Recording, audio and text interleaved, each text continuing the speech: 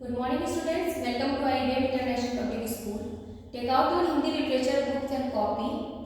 आज का हमारा प्रकरण है ईमानदार बालक पाठ 2। अपनी हिंदी साहित्य की किताब खोलिए। पाठ 2 ईमानदार बालक। ईमानदार का मतलब होता है सच बोलने वाला, जो हमेशा सच बोलता है उसे ईमानदार कहा जाता है। इस पाठ को ईमानदार बालक जो हमारे सिलेबस में है 3 भाग में बांटा गया है। पहला दृश्य, दूसरा दृश्य और तीसरा दृश्य। पहले दृश्य में बाजार को दिखाया गया है, दूसरे दृश्य में किशनगंज जो कि राजकिशोर का घर है जहां पर, और तीसरे दृश्य में भीखू अहीर का घर दिखाया गया है। पहले दृश्य को हम समझते हैं।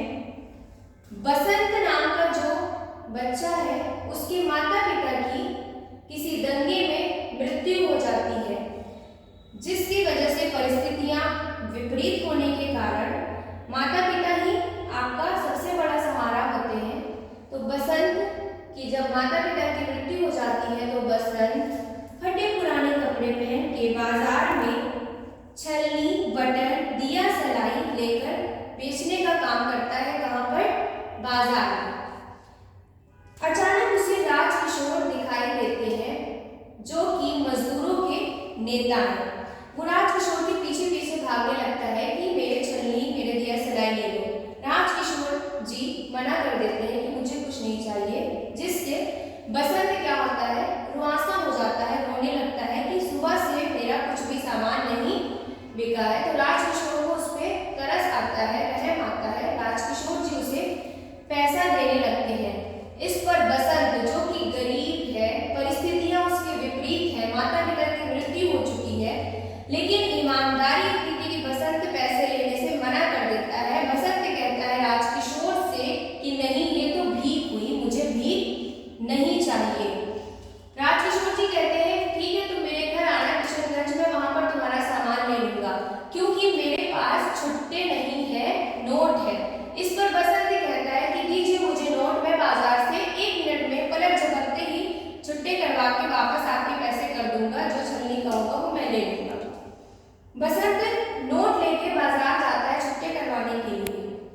15-20 मिनट गुजर जाते हैं, राजकिशोर इंतजार करते रहते हैं, लेकिन बसंत पलटकर वापस नहीं आता। इतने में कृष्ण कुमार जी बाजार में दिखाई देते हैं, जिनसे राजकिशोर जी परिचित हैं। कृष्ण कुमार पूछते हैं कैसे, यहाँ क्या बात हुई, कैसे रुके हैं? तो बताते हैं कि बसंत मतलब उसके बारे में बताते हैं कि वो नोट लेके गया है, उसी का वेट कर रहे हैं, इंतजार कर रहे हैं। कृष्ण कुमार जी कहते हैं भूल जाइए वो पैसा राजकिशोर जी, क्योंकि बाजार में ऐसा होता रहता है। आप भी जानते हैं ना कि धोखा देके बच्चे ऐसे पैसा लेके चले जाते हैं। तो कृष्ण कुमार को बसंत वैसा ही बालक लगता है, जबकि ऐसा नहीं था। बाद में सच्चाई पता चलती है कृष्ण कुमार और राजकिशोर को, बसंत एक ईमानदार बालक था। हमारा पहला दृश्य इसी पर समाप्त हो जाता है। अब हम समझेंगे दूसरा दृश्य। ओके स्टूडेंट्स, तो कृष्ण कुमार जी से समझाते हैं कि भूल जाइए वो पैसा, आप तो मजदूरों के नेता हैं, जाने दीजिए। तो राजकिशोर जी कहते हैं ठीक है, कोई बात नहीं, अगर ले गया रुपए को मेरे ले गया, लेकिन इससे भी मैंने एक पाठ पढ़ लिया, यानी एक सीख सीखी। व्यक्ति गलती करता है, इंसान गलती से सीखता है। अगर एक गलती आप करते हैं तो दोबारा फिर आप सीख जाते हैं, वो गलती दोबारा दोहराते नहीं है। हमारे पाठ का दूसरा दृश्य शुरू होता है, जिसमें किशनगंज दिखाया गया है, शहर, जिसमें किशनगंज शहर में राजकिशोर का घर है। प्रताप जो कि बसंत का भाई है, वो राजकिशोर का घर ढूंढते ढूंढते किशनगंज पहुंचता है। जब राजकिशोर के पास पहुंचता है और कहता है कि मेरे भाई ने आपसे नोट लेकर छुट्टे करवाने के लिए बाजार गया था, लेकिन जब वो छुट्टे करा कर वापस लौट रहा था तो मोटर से उसका एक्सीडेंट हो गया, जिसमें दोनों पैर बसंत के टूट गए, जिसके कारण वो आपके पैसे वापस नहीं कर पाया। उसने मुझे भेजा है, अपने भाई प्रताप को बसंत भेजता है किसके पास? राजकिशोर के पास, पैसे वापस करने के लिए। फिर प्रताप कहता है ये आपके 80 पैसे मैं लाया हूँ, राजकिशोर जी को देने लगता है। उन लोगों की ईमानदारी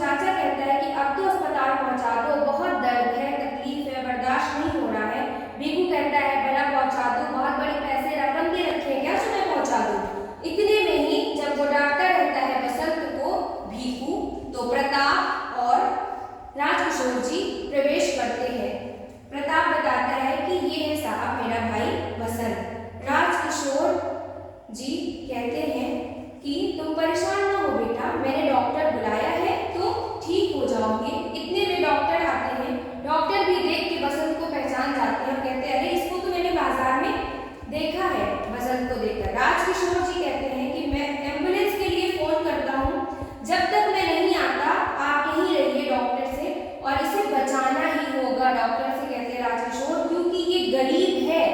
बसंत गरीब था पर उसमें एक बहुत बड़ी विशेषता क्वालिटी थी। क्या? वो थी ईमानदारी, जिसने सबका दिल जीत लिया था।